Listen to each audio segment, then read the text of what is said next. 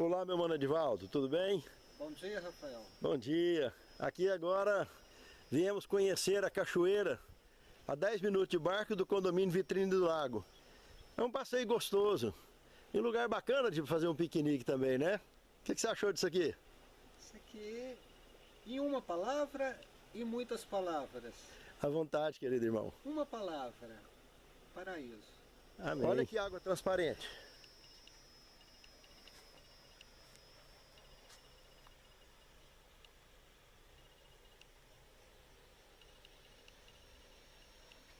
Agora vamos dar uma caminhada até lá. Vamos, Rafael. Contemplar a maravilha do Criador.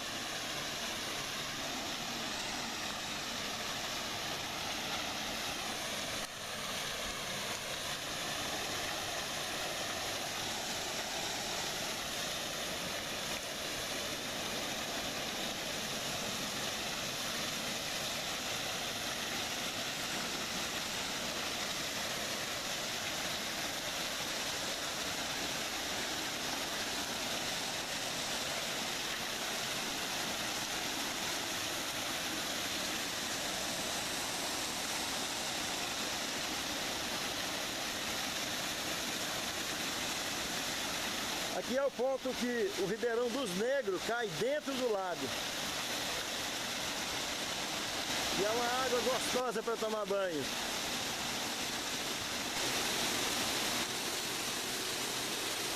E aí, gostosa a água? Maravilha! Delícia, né? Ei, coisa boa! Deixa aí também, que o trem é bom demais, menino! Um forte abraço a todos!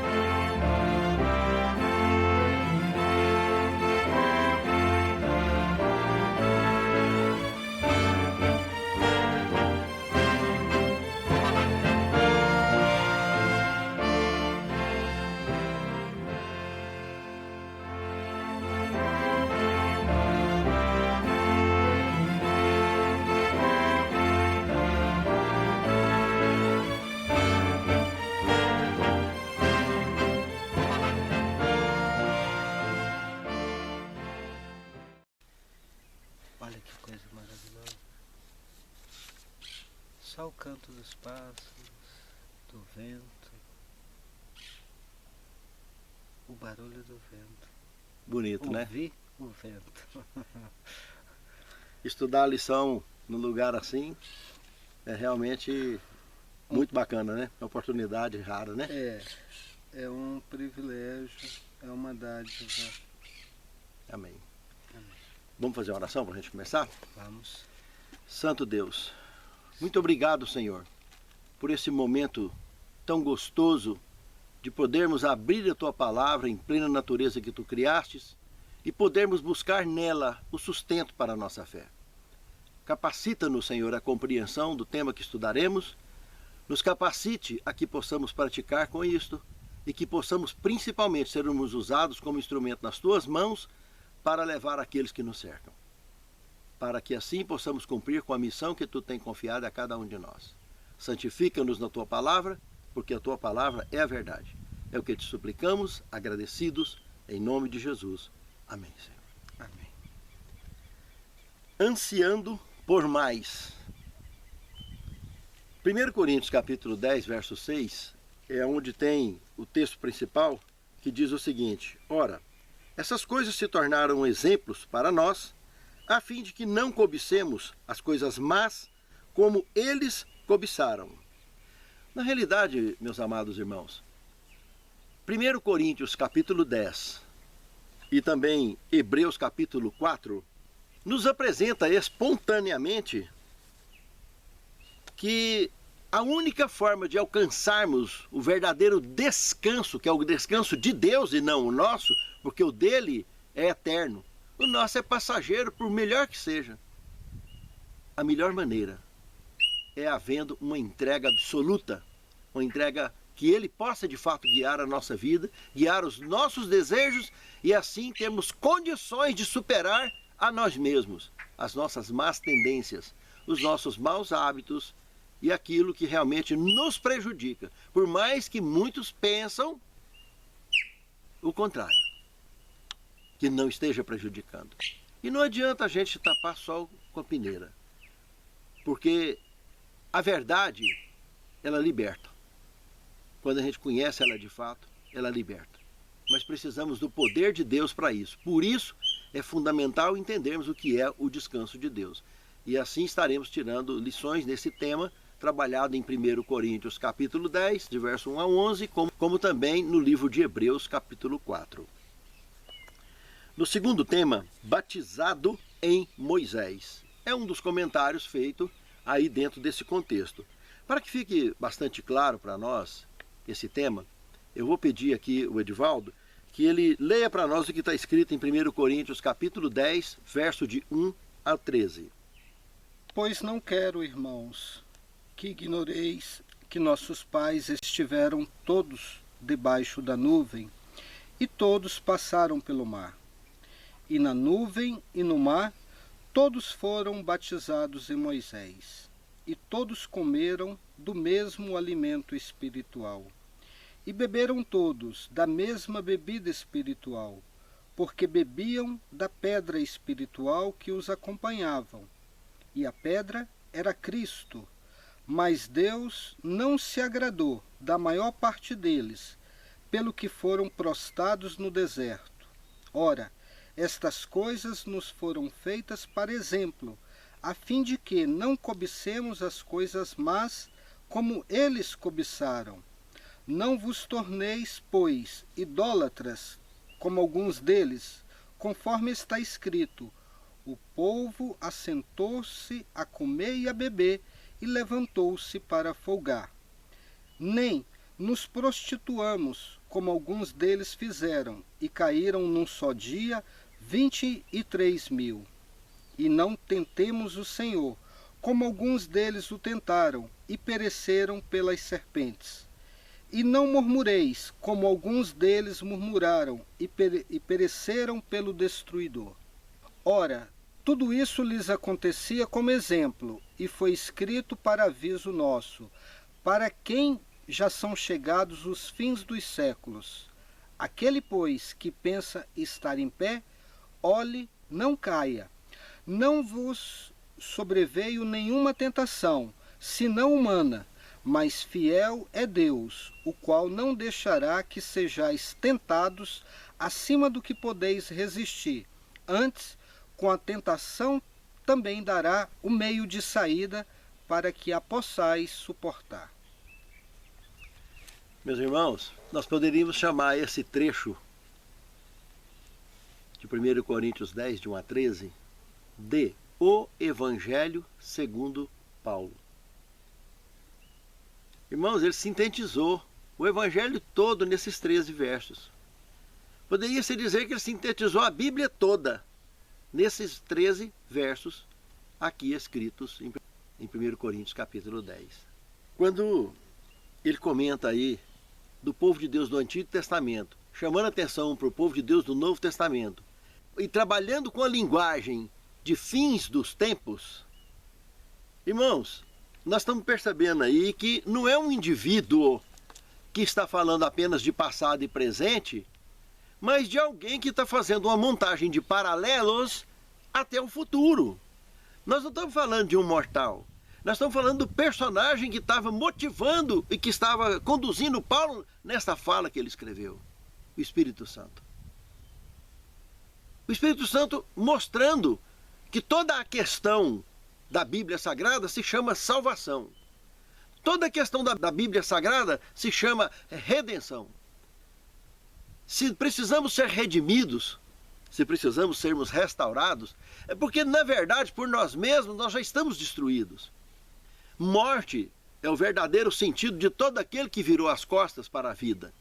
E se o próprio Cristo disse, eu sou o caminho, a verdade e a vida, tudo que fazemos de costa para Ele é morte. Essa vidinha que a gente acha que é vida, que a gente tem, que está respirando, está achando que é muita coisa, não passa de 50, 70, 100, cento e poucos anos. Isso nos nossos dias hoje. Dependendo dos hábitos que temos e do tipo de conduta e de escolha que fazemos com relação ao modo de viver. Mas o que ele está falando aí na palavra é que ele quer restaurar a gente exatamente desse perigo, de continuar simplesmente parecendo uma gota de orvalho na pétala de uma flor. Assim que ela vai em direção ao chão, os raios solares secam. Assim é rápido a nossa vida, essa vidinha que a gente pensa que é vida. Passa logo. O que ele está dizendo é que ele criou tudo para viver de forma absoluta. Viver eternamente. Não é para morrer. E aí, dentro do contexto que o Edivaldo leu para nós, desse Evangelho segundo Paulo, colocando aqui entre aspas o que eu digo, meus amados, ele está dizendo que o povo de Deus lá no deserto foi batizado em Moisés, lá no Mar Vermelho. O que aconteceu lá no Mar Vermelho? Deus abriu a passagem lá no Golfo de Acaba e que cerca de 1,5 milhão de pessoas, sob o comando de Moisés, que estava sob o comando exatamente desse Deus maravilhoso, atravessou ali quase 10 quilômetros de distância, com paredões gigantescos, com mais de 30 metros de altura dos dois lados, e eles a passaram em seco, com carroças, com gado miúdo, gado grande. O que eles tinham? Carroças cheias de ouro e prata, que foi a orientação que foi dada por Deus para burlar o sistema da época, vamos dizer assim, não é diferente hoje. É o que vai enfrentar, driblar qualquer tipo de obrigação de comprar ou vender fora do sistema que será imposto pelo mesmo estilo de perseguição que o assolador dos dias de Moisés estava empreendendo, que estava provocando a travessia deles nesse lugar impossível, entre aspas, né? Numa travessia no mar, num golfo, um golfo de Acaba. Do lado dessas estradas tinha o lugar mais raso tinha quase 1.000 metros de profundidade. E ele estava passando em seco.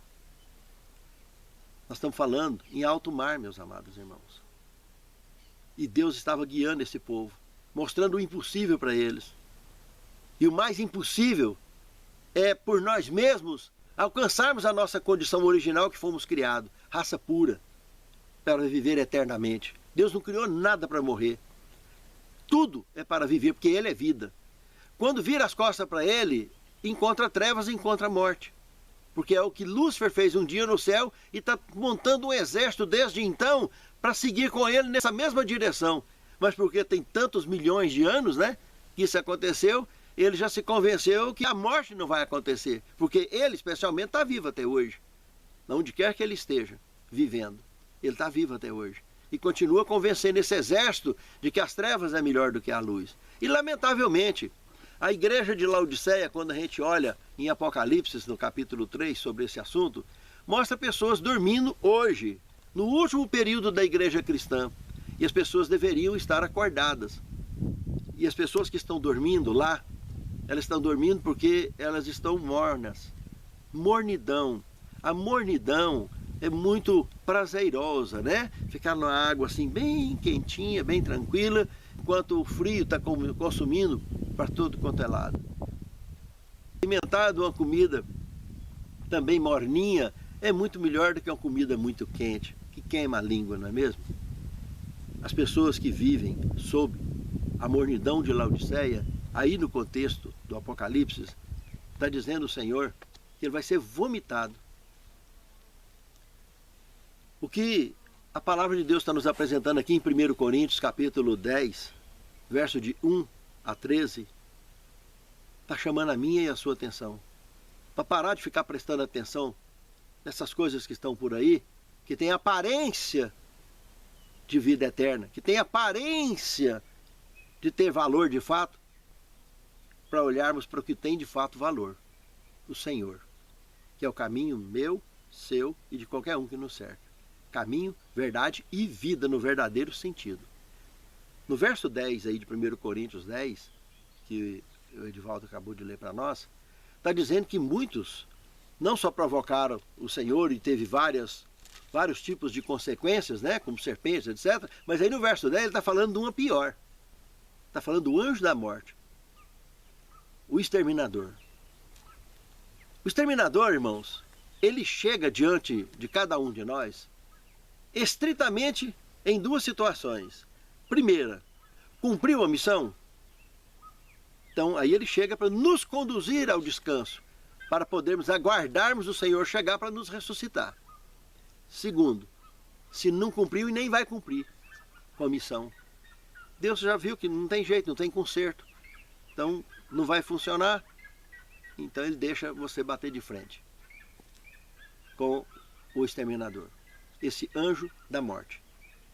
Então, meus irmãos, é um apelo que Paulo está fazendo aqui, nós sermos batizados em Moisés, nessa água maravilhosa. Hoje nós temos o nosso batismo normal nas águas, e não é só o batismo nas águas, mas o batismo de Moisés foi um batismo também no Espírito Santo, porque Moisés se converteu, ele como convertido de tudo que ele tinha aprendido da cultura dele, que ele viveu dentro do palácio, dentro da cultura egípcia, sendo educado em toda a civilização egípcia, conhecia tudo que é de mais moderno na cultura de seus dias, ele tendo todo o conforto, cercado de toda a riqueza, ele abriu mão de tudo aquilo para viver como um peregrino com o povo de Deus, porque ele estava cônscio de sua missão e aceitou o convite, o chamado de Deus para cumprir com a sua missão. Então, ele foi batizado nas águas, aí que Paulo está ilustrando, lá do Mar Vermelho, e foi batizado no Espírito Santo, porque de fato ele era um homem convertido, um homem de Deus. E ele também foi batizado no fogo, lá da sarça ardente, está lembrado?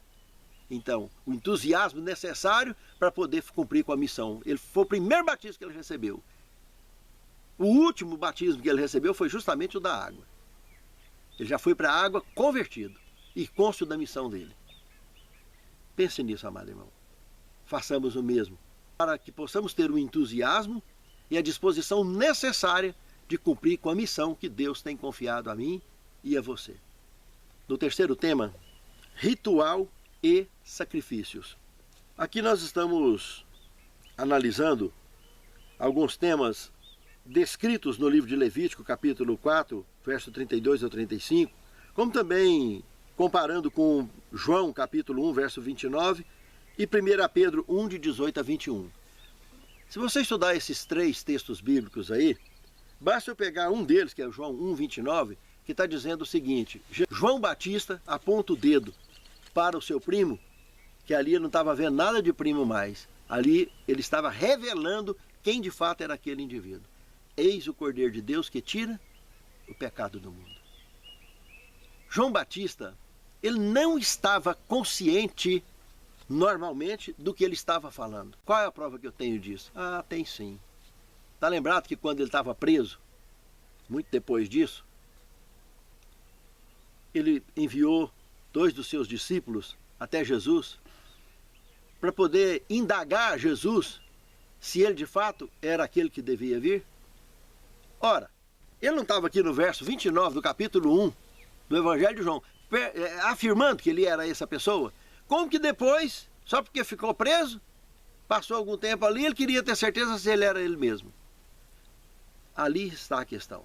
João Batista estava tomado pelo poder do Espírito Santo, usado como instrumento vivo para transmitir a voz de Deus para aqueles que estavam em volta dele, que eram os seus discípulos, que vários deles se tornariam seguidores do próprio Cristo, se tornariam inclusive apóstolos do Mestre.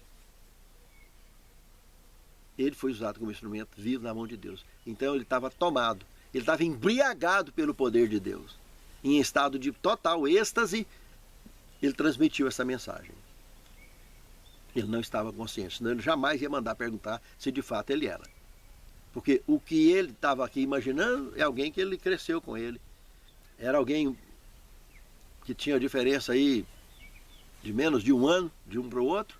João Batista era um pouco mais velho. Quando a Virgem Maria estava grávida de Jesus, a Isabel, mãe de João Batista, estava com 6 meses de gravidez. Quando ele comentou que Deus amou o mundo de tal maneira, que deu seu único da espécie, unigênito, para que todo aquele que nele quer não pereça, mas tenha vida eterna, e que lá em Apocalipse 1,5 fala que ele ia morrer, a morte eterna, o primogênito dos mortos, depois de 4.000 anos de gente morrendo, fica bem fácil de entender por que lá no Getsemane ele suou sangue. Esse corpo aqui, por causa das sombras, ele viria para substituir as sombras, e no ato que ele substituísse as sombras, o véu desse santuário com todos esses rituais ia ser rompido de alto a baixo, para que a gente pudesse olhar diretamente para esse corpo e não precisasse mais de intermediário nenhum entre nós e Deus, e recebermos das mãos desse poderoso Deus, de forma absoluta, o resgate da nossa origem verdadeira, de viver como de fato fomos criados, a imagem e semelhança absoluta do eterno Criador. Infelizmente, meus irmãos, as pessoas naqueles dias dos rituais apaixonaram tanto pelas sombras que não quis mais sair das sombras. Hoje, na igreja de Laodiceia, o último período da igreja cristã, infelizmente está do mesmo jeito. As pessoas apaixonaram tanto pela sombra, a sombra fresquinha, né, morninha, e continua debaixo dessa sombra, dormindo numa sombra, descansando calmamente, ignorando a turbulência que o assolador está provocando no planeta Terra, derrubando igrejas, derrubando famílias, derrubando empresas, promovendo outras e praticando, infelizmente, um genocídio sobre a face da terra, promovido pura e estritamente pela maldade do assolador, que é guiado por ninguém mais e ninguém menos do que o próprio Satanás. Mas Deus está prestes a voltar. A sua intervenção está acelerada. E nós estaremos que estar em lugar como esse aqui, aonde você estiver no planeta. Você deve estar preparando para ter para onde ir. Porque do dia para a noite, como antes de ontem, um país vizinho aqui, a Venezuela, o presidente chegou lá e confiscou tudo que é do povo. Tudo. Ninguém é dono de mais nada lá. Tomou, confiscou tudo, aqui do lado. No mundo inteiro, aonde o paganismo, aonde Satanás domina, é isso que acontece. Vocês viram o que aconteceu lá no Afeganistão, agora há poucos dias. Mulheres missionárias, jovens, adultas, colocadas em saco plástico, colocadas no meio da praça e morrendo asfixiadas diante da expectação daqueles demônios que assistiam isso com prazer. E filmando e postando na internet. Homens enlerados, missionários, servos de Deus, de tudo quanto é religião que tem no mundo, que estavam ali para evangelizar, para mostrar o Cristo vivo, colocado todos ajoelhados e sendo executado com arma de fogo. As crianças, as mulherzinhas, de 8 anos até 14, 15 anos, vendidas para o soldado que pagasse melhor, para ficar com elas e fazer o que quisesse. Esse ódio empreendido contra o cristianismo é empreendido contra Cristo. Esse ódio vai ser desabado a qualquer momento em toda a face da terra, porque o governo mundial já está sendo preparado para ser apresentado no planeta. Não é para acontecer, já está acontecendo. O domingo, o dia de guarda, que foi promovido na Laudato Si, a encíclica papal do Papa Francisco, já está sendo praticado abertamente lá na Inglaterra. E é muito antes da Laudato Si, lá na Alemanha já vinha acontecendo há muitos e muitos anos. Mas a profecia fala que quando sair dos Estados Unidos para o resto do mundo, o decreto dominical é o momento que, se você não tiver um lugar para se estabelecer, até passar essa crise final, que vai ser rápida, até o encontro com o Senhor. Irmãos, eu falo sempre que eu particularmente acredito que a mulher de Ló morreu salva. Mas ela pagou um preço muito alto de ficar apegada com as coisas do mundo. A maior parte da igreja está muito apegada com as coisas do mundo. E nós precisamos desapegar o mais rápido possível, irmãos. Não só para salvar nós mesmos, como foi o caso de Ló e das duas filhas, mas para sermos usados como instrumento na mão de Deus para salvar outros. Para que o Espírito Santo alcance outras pessoas através de mim e de você, agregado nessa missão, antes que seja tarde demais. Lembra do assolador, né? Do anjo da morte? As duas situações que ele chega, se você cumpre com a missão, beleza, ele vai chegar. E muitos vão terminar de cumprir com a missão olhando para o autor e consumador de nossa fé. E muitos serão trasladados vivos, como Elias foi, sem provar a morte. Porque a missão dele estará sendo completa até no último instante da história do grande conflito, até no fechamento da porta da graça. Os que chegarem vivos até o fechamento da porta da graça não morrem mais. O dia das 7 pragas, que Apocalipse 18, verso 8 fala, que um só dia cairão as pragas, pranto e dor, lá no Egito foram vários dias para cair 10 pragas. Apocalipse agora está dizendo que um dia só vai cair todas as 7 pragas. Ninguém que serve a Deus em espírito e em verdade será tocado por essas pragas. Nem um cachorro vai virar a sua língua, como foi lá no Egito. Nós seremos poupados de forma absoluta e seremos trasladados vivos, os missionários e missionárias do Senhor que estiverem vivos até o fechamento da porta da graça, que a gente já pode escutar as dobradiças dessa porta fechando.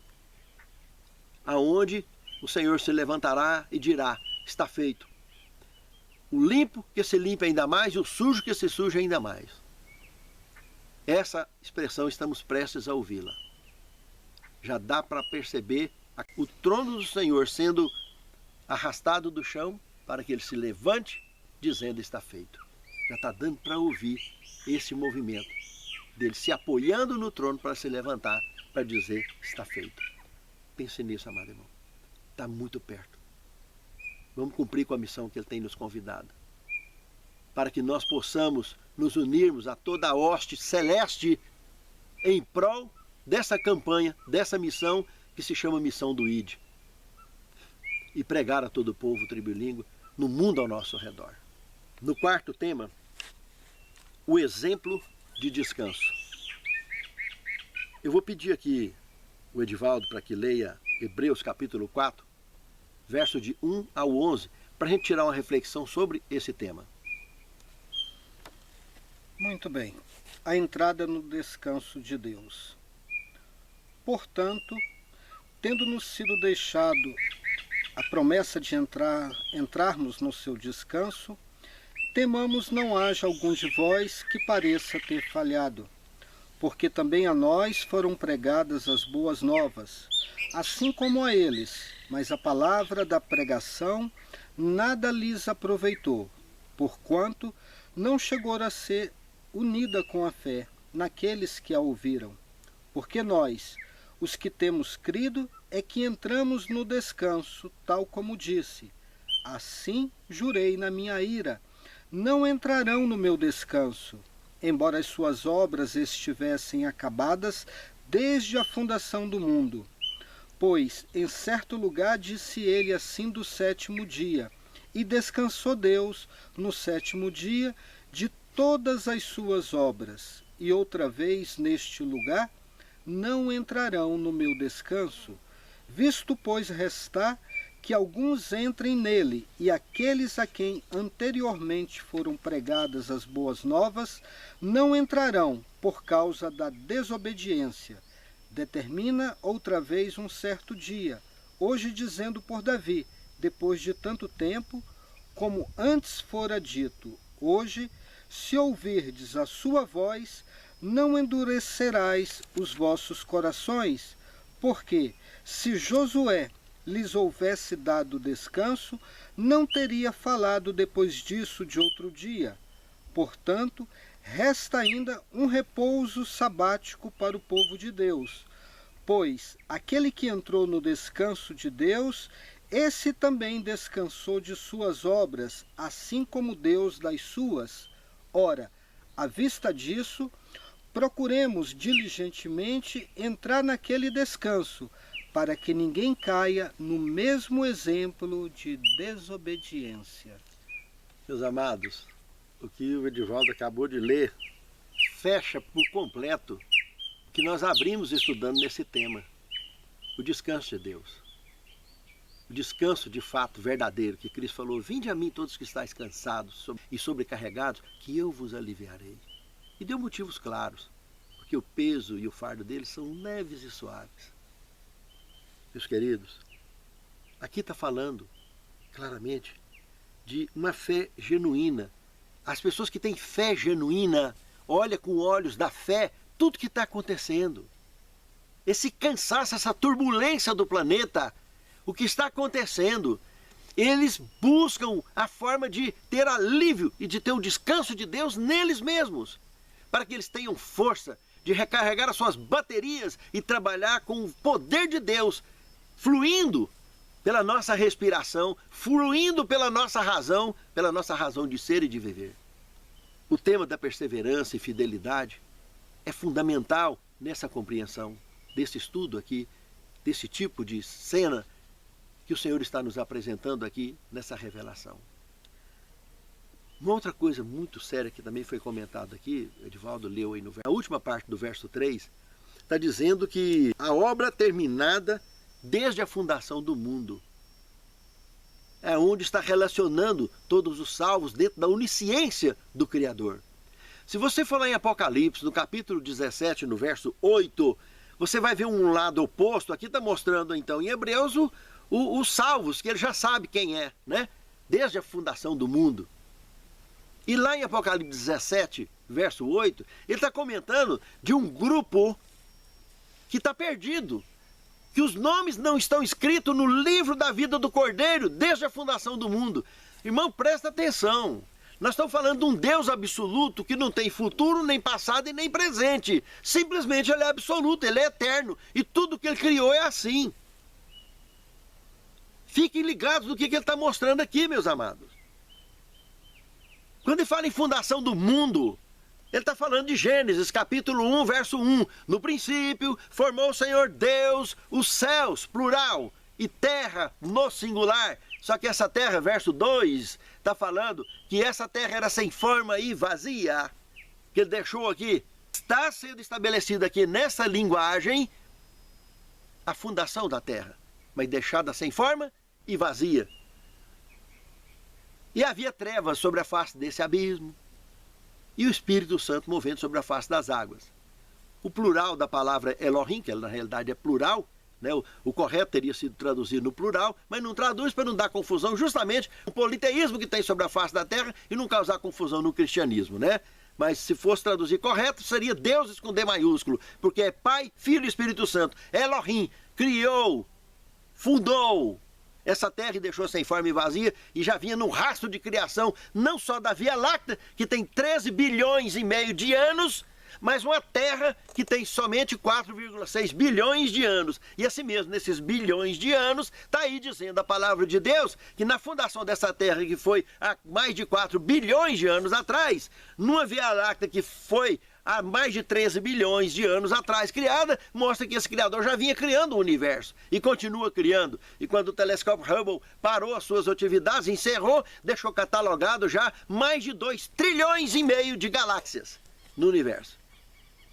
Mas antes da criação desse mundinho nosso aqui, está dizendo aí que Deus, no seu livro chamado Livro da Vida do Cordeiro, já tinha relacionado nomes de salvos, e os que não estavam ali, o de Apocalipse 17, verso 8, está dizendo que era perdido. Eu tenho certeza que o meu nome e o seu, meu amado irmão, minha amada irmã, está no livro da vida do Cordeiro. Não importa se nós vamos acordar do sono e completar aquele número de Apocalipse, capítulo 6, verso 11, de conserve os irmãos que serão mortos na perseguição, nessa última que nós vamos enfrentar, na última grande crise, ou se nós vamos vivos ao encontro com o Senhor nos ares. Ou se vamos fazer parte dos que vão ressuscitar ou dos que estão vivos, não importa. De uma maneira ou de outra, o importante é dar valor e dar ouvido nessa mensagem, porque o propósito da mensagem que o Edivaldo leu e que nós estamos estudando aqui é exatamente isso, chamar a minha e a sua atenção para mostrar que eu e você compomos o núcleo, o grupo conhecido como o povo de Deus. Pense nisso. É muito profundo.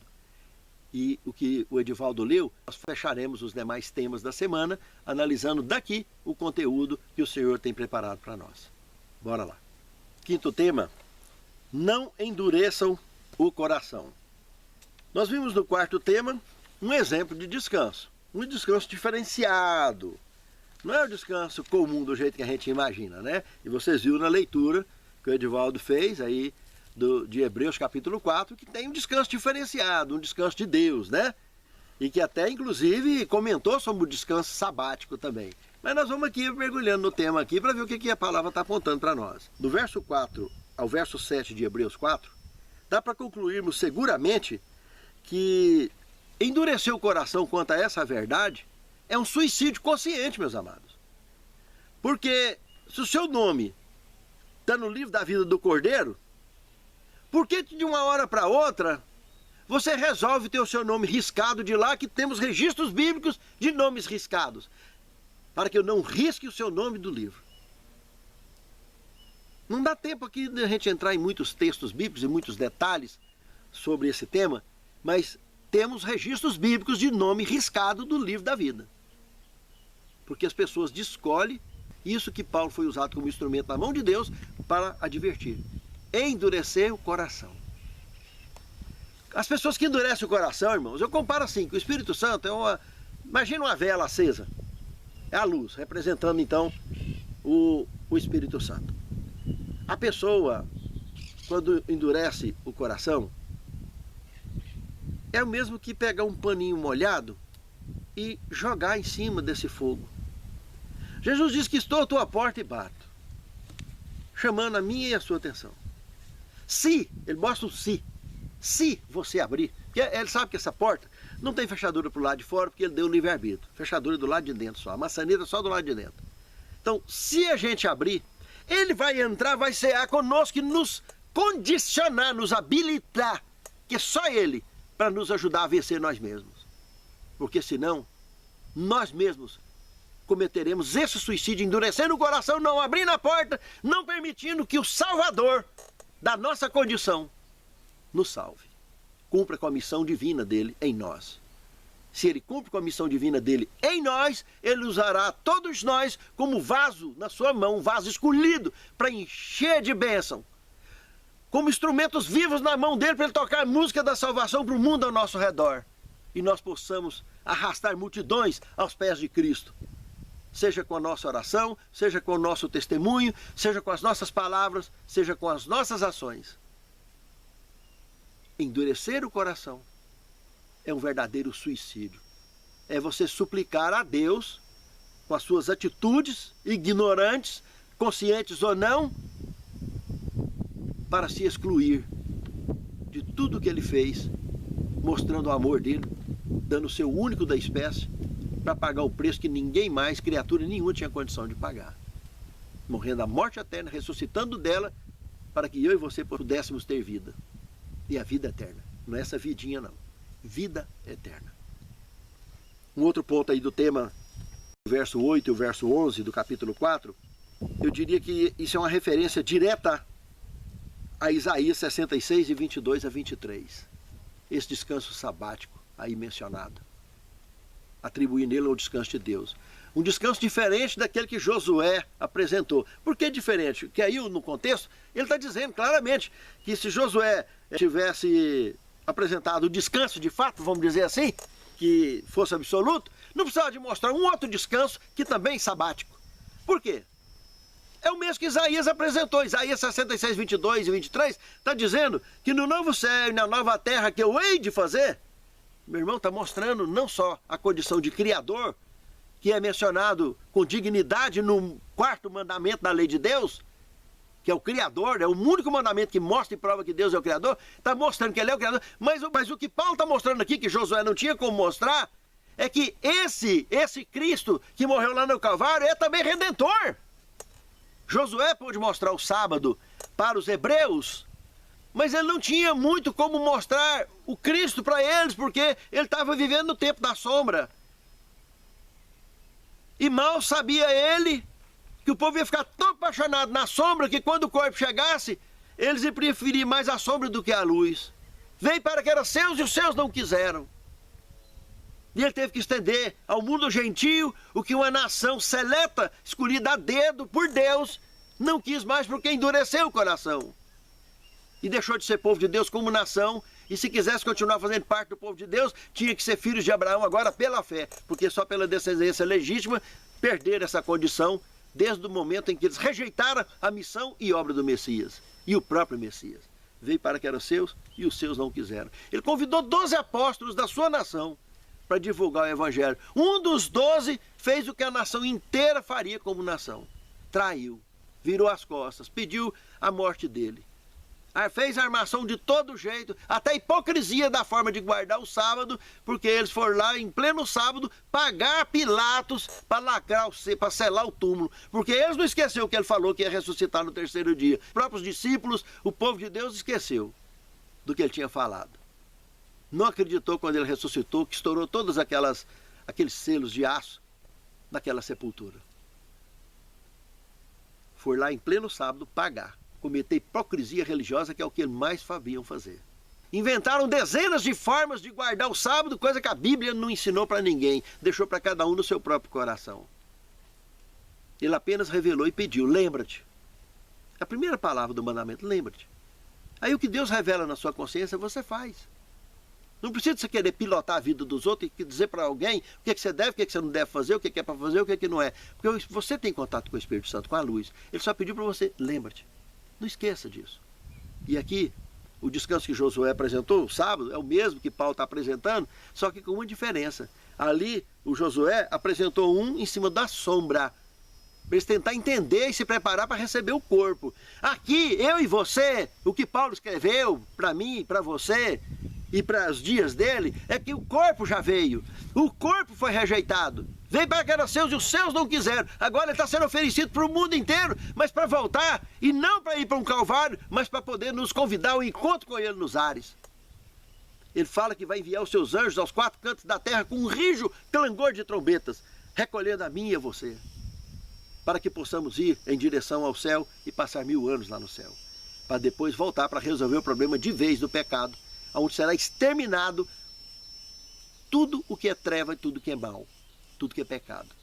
E nunca mais haverá nem pranto e nem dor, porque as primeiras coisas são passadas. E viveremos num reino eterno e absoluto, porque entendemos o que é conquistando uma cidade celestial, aqui no 6º tema. Exatamente isso. O que Paulo mostra aqui para nós é esse entendimento. Nós fomos para aquele lugar que lá no Evangelho de João, no capítulo 14, verso 1 a 3, Jesus falou assim: não se turbe o vosso coração, credes em Deus, credes também em mim. Na casa do meu pai tem muitas moradas. Se não fosse assim, eu não vou teria dito. Vou preparar lugar para vocês. E se eu for vos preparar lugar, eu voltarei para vos buscar, para que onde eu estiver, estejais vós também. Pense nisso, meu amado irmão. Pense nisso, meu amado irmão. Vamos nos preparar para cumprir com a nossa missão, que Ele precisa de mim e de você, no exercício da onisciência que Ele já projetou, o meu e o seu nome, no seu livro da vida.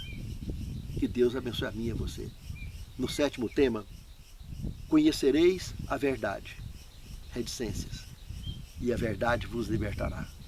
Nós temos aqui no livro The Things of the Time, de 17 de março de 1887, na página 161, um trecho da Pena Inspirada, que diz o seguinte: as promessas de Deus são muito preciosas.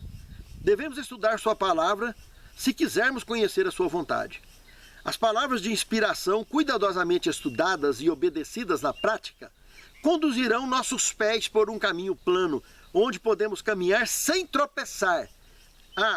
Se todos, ministros e povo, levassem seus fardos e perplexidades a Jesus, que está esperando para recebê-los e para dar-lhes a paz e descanso, Ele jamais abandonará aqueles que depositam sua confiança nele. Santo Deus, muito obrigado, Senhor, por nos convencer no mais profundo do nosso ser da verdade da Tua palavra e assim nos oferecer a verdadeira liberdade.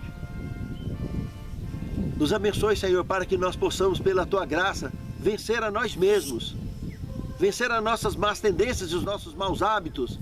Possamos sentir em Ti o poder Teu em nós, fluindo, nos capacitando para cumprir com a missão que Tu tem confiado a cada um de nós. Dirija os nossos pés nessa grande jornada. Nos habilite, segundo o Teu poder, segundo a Tua onisciência, a Tua onipotência, a Tua onipresença, para que possamos continuar sendo contados dentre aqueles que marcharão para dentro dos portais da Cidade Santa. É o que Te pedimos, é o que Te agradecemos. Em nome de Jesus. Amém.